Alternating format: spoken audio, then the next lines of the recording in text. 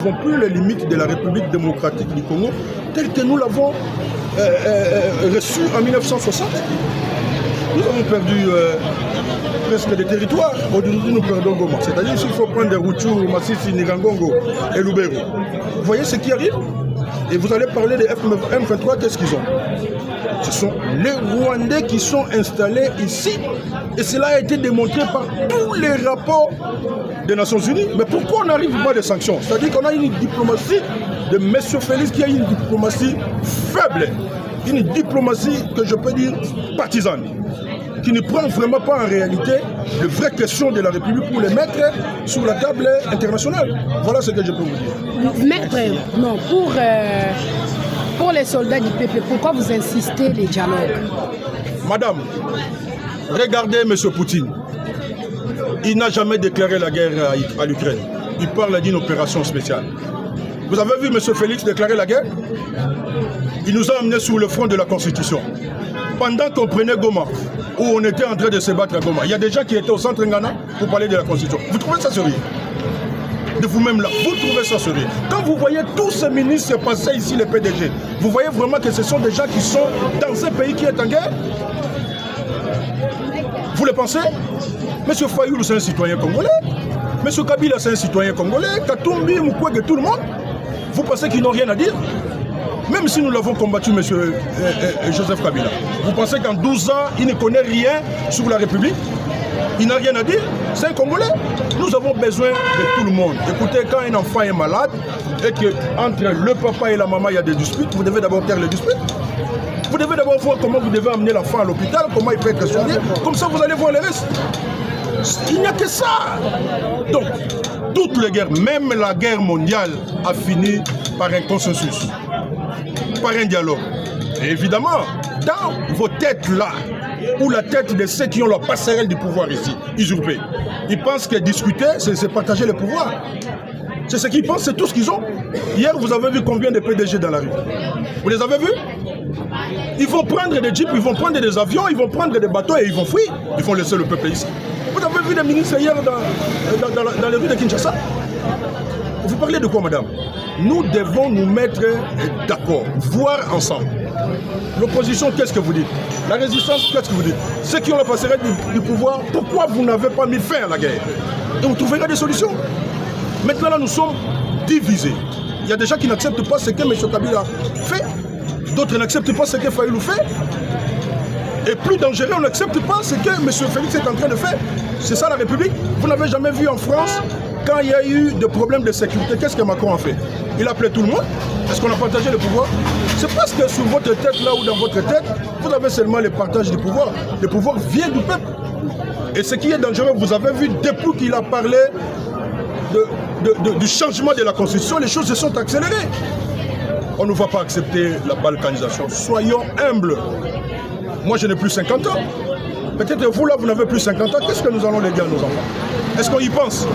Soit nous voyons la République d'aujourd'hui seulement, on ne voit pas la République de demain, madame. On ne peut pas accepter que la République démocratique du Congo, qui est membre des Nations Unies, qui est membre de l'Union africaine, puisse continuer à subir l'humiliation. Ce qu'ils ont fait avec la Russie, pourquoi ils ne doivent pas le faire pour la République démocratique du Congo? Vous pensez que toutes ces armes que le Rwanda possède, qu'il est en train de donner aux hommes 23, sont fabriquées au Rwanda? La réponse est tout de suite non. C'est-à-dire que le Rwanda est soutenu par ces puissances qui, justement, se limitent tout simplement à demander au Rwanda d'évacuer ses troupes, alors que les sanctions devaient suivre. Mais parce que si M. Félix ne nous écoute pas cette fois, comme disent les Français, il est bon que la loi avertisse avant de fois. Nous allons exiger tout simplement sa démission, pas autre chose. Parce que maintenant, là, le pays est en danger. Nous avons besoin de tout le monde pour que nous puissions faire face à l'agression. S'il fait autre chose, il est complice avec Kagame. Regardez ce que la population a fait hier. Qu'est-ce que la population a demandé? C'était le soutien au FARDC. Un message de réconfort pour les habitants des Congo. Vous savez, la question, il faut prendre ça sous deux aspects. Nous avons des réfugiés congolais qui sont partis ailleurs. Sur bas des images que nous voyons, moi je pleurais ce matin. J'ai vu une fillette de 10 ans qui a perdu son père et sa mère, qui est devenue la maman de son petit frère de 6 ans. Vous imaginez ça? On doit avoir... Je vais peut-être manquer les mots, mais imaginez ceux qui ont vécu la petite guerre ici à Kinshasa. Comment les gens ont couru. Et tous les jours, vous devez vivre ça. Comment c'est une ville de près de 3 millions d'habitants. Et ils n'ont pas d'eau, ils n'ont pas de courant, c'est-à-dire qu'ils n'ont pas à manger. Un message de réconfort pour les habitants du Congo. Vous savez, la question, il faut prendre ça sous deux aspects. Nous avons des réfugiés congolais qui sont partis ailleurs. Sur base des images que nous voyons, moi je pleurais ce matin. J'ai vu une fillette de 10 ans qui a perdu son père et sa mère, qui est devenue la maman de son petit frère de 6 ans. Vous imaginez ça? On doit avoir... Je vais peut-être manquer les mots, mais imaginez ceux qui ont vécu la petite guerre ici à Kinshasa. Comment les gens ont couru. Et tous les jours, vous devez vivre ça.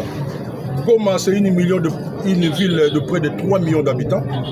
Et ils n'ont pas d'eau, ils n'ont pas de courant, c'est-à-dire qu'ils n'ont pas à manger.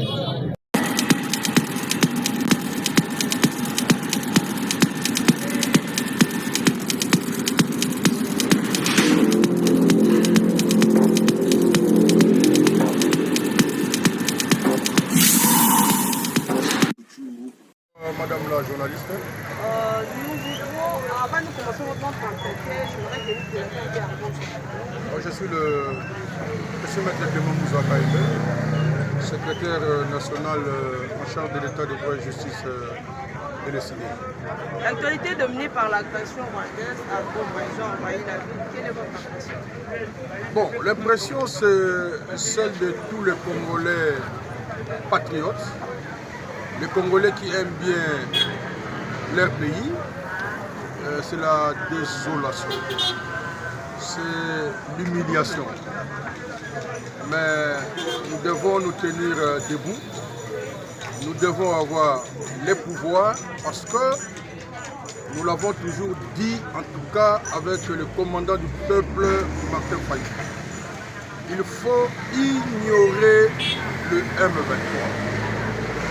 Nous avons subi la 5e agression et aujourd'hui, nous devons nous lever comme un seul homme et défendre la patrie en danger. Cependant, M. Félix doit savoir qu'il a une grande responsabilité sur ce qui nous arrive. Par rapport à la marche révolutionnaire qui a eu lieu hier, vous trouvez que c'est une meilleure solution de trouver la paix à Goma? Écoutez, le peuple n'a qu'une seule façon de revendiquer. C'est la revendication pacifique à travers notamment des marches. Évidemment, il faut condamner certaines violences qui est arrivées, notamment deux éléments incontrôlés qui s'apparentent parfois à un parti politique, qui sont arrivés jusqu'au pillage des ambassades. Il faut les condamner. Mais nous devons rester dans le but de la manif, qui était celui de soutenir nos forces de défense et de sécurité.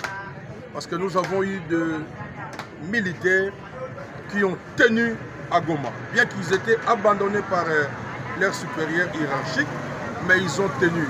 C'est la fierté pour les Congolais. Mais je pense que nous avons déjà dit ça plusieurs fois. Il faut donner les moyens et surtout structurer la chaîne de commandement. Mais il ne nous a pas écoutés. Aujourd'hui, nous sommes en train de vivre non seulement les conséquences de ce que nous avons connu avec le braquage électoral en 2018, et aussi et surtout ce que nous avons connu avec les simulacres d'élection. Lorsque vous avez des flatteurs tout autour de vous qui pensent que c'est l'intérêt privé qui prime, donner les moyens et surtout structurer la chaîne de commandement. Mais il ne nous a pas écoutés. Aujourd'hui, nous sommes en train de vivre non seulement les conséquences de ce que nous avons connu avec le braquage électoral en 2018 et aussi et surtout ce que nous avons connu avec les simulacres d'élection. Lorsque vous avez de flatteurs tout autour de vous qui pensent que c'est l'intérêt privé qui prime, alors que l'intérêt général doit primer sur tout, c'est la République. Et là où nous sommes aujourd'hui, je pense que M. Félix doit comprendre qu'il faut un nous debout. C'est-à-dire que les Congolais doivent se mettre autour de la République, ce que nous appelons la cohésion nationale, pour que nous puissions voir les voies et moyens pour appliquer notamment l'article 63 de notre Constitution, parce que le pays est en danger. Et à ce niveau-là, à ce temps-là ou à ce temps, nous devons lire c'est quoi l'article 63. La défense de la patrie est sacrée. C'est un droit et un devoir. Donc il ne s'agit pas de M. Félix, il ne s'agit pas de M. Fayoulou ou de M. Katumbi ou de l'ancien président M. Kabila. Il faut se mettre autour des valeurs de la République. C'est ce dont nous avons besoin maintenant. Là. Et nous l'avons exigé depuis. Sauf que M. Félix ne nous écoute pas. Entouré par les mikilistes qui sont venus et qui sont presque frappeurs, regardez là où ils nous amènent aujourd'hui. Mais nous disons à tous les Congolais, nous devons nous tenir debout. Nous n'accepterons pas cette 5e agression de la République démocratique du Congo à travers le Rwanda. Et nous lançons aussi un message, comme toujours, à la communauté internationale. On ne peut pas accepter que la République démocratique du Congo, qui est membre des Nations Unies, qui est membre de l'Union africaine, puisse continuer à subir l'humiliation. Ce qu'ils ont fait avec la Russie, pourquoi ils ne doivent pas le faire pour la République démocratique du Congo? Vous pensez que toutes ces armes que le Rwanda possède, qu'il est en train de donner au M23, sont fabriquées au Rwanda? La réponse est tout de suite non. C'est-à-dire que le Rwanda est soutenu par ces puissances qui, justement, se limitent tout simplement à demander au Rwanda d'évacuer ses troupes, alors que les sanctions devaient suivre. Mais parce que le clan de M. Félix est caractérisé aujourd'hui par l'égoïsme et l'arrogance, ça nous amène nulle part. Comment voulez-vous que vous allez à la chasse avec trop de bruit? C'est pour avoir quel gibier?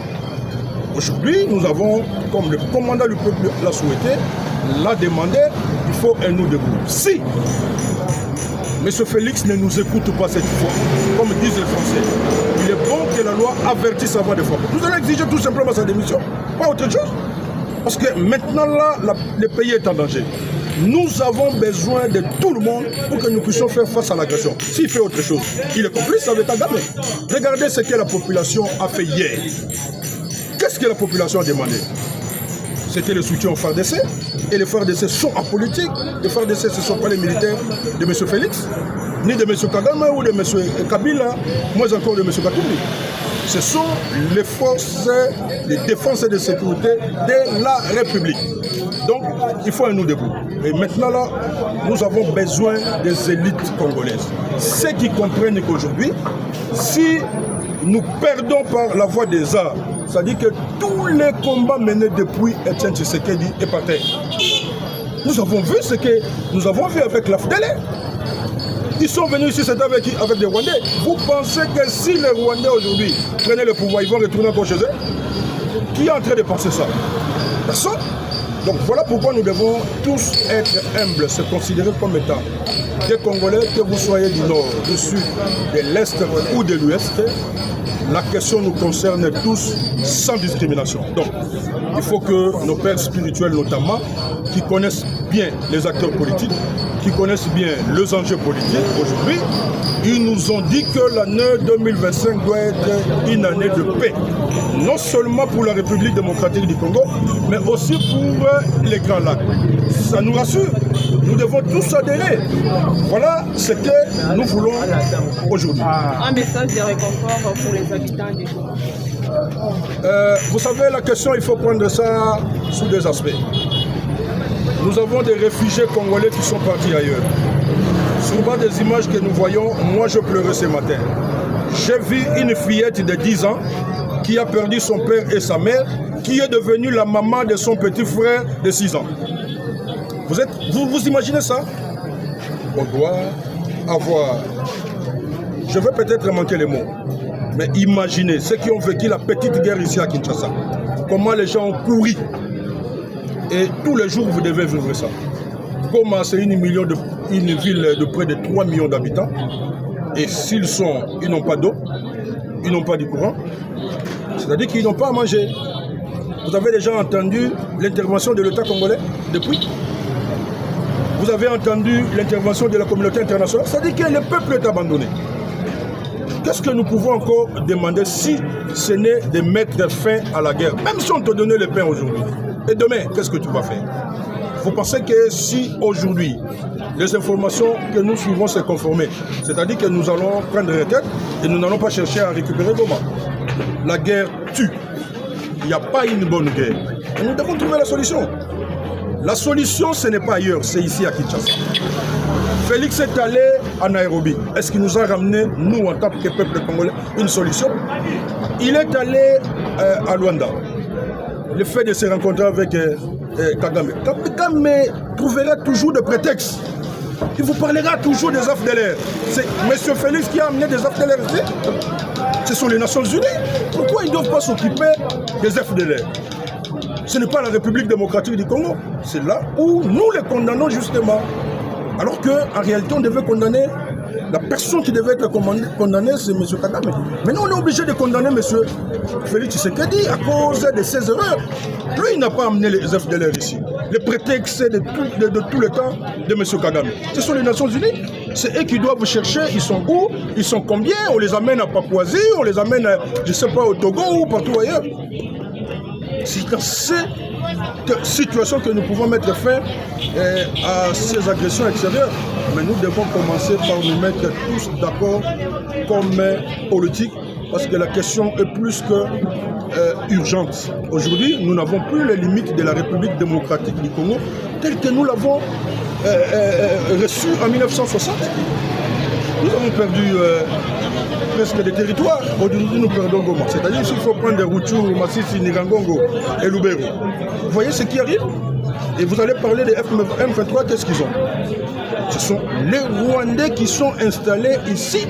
Et cela a été démontré par tous les rapports des Nations Unies. Mais pourquoi on n'arrive pas à des sanctions? C'est-à-dire qu'on a une diplomatie de M. Félix qui a une diplomatie faible. Une diplomatie que je peux dire partisane, qui ne prend vraiment pas en réalité les vraies questions de la République pour les mettre sur la table internationale. Voilà ce que je peux vous dire. Maître, non, pour les soldats du PP, pourquoi vous insistez les dialogues? Madame, regardez M. Poutine. Il n'a jamais déclaré la guerre à l'Ukraine. Il parle d'une opération spéciale. Vous avez vu M. Félix déclarer la guerre? Il nous a amenés sur le front de la Constitution. Pendant qu'on prenait Goma, où on était en train de se battre à Goma, il y a des gens qui étaient au centre Ngana pour parler de la Constitution. Vous trouvez ça sérieux? De vous-même là, vous trouvez ça sérieux? Quand vous voyez tous ces ministres passer ici, les PDG, vous voyez vraiment que ce sont des gens qui sont dans un pays qui est en guerre?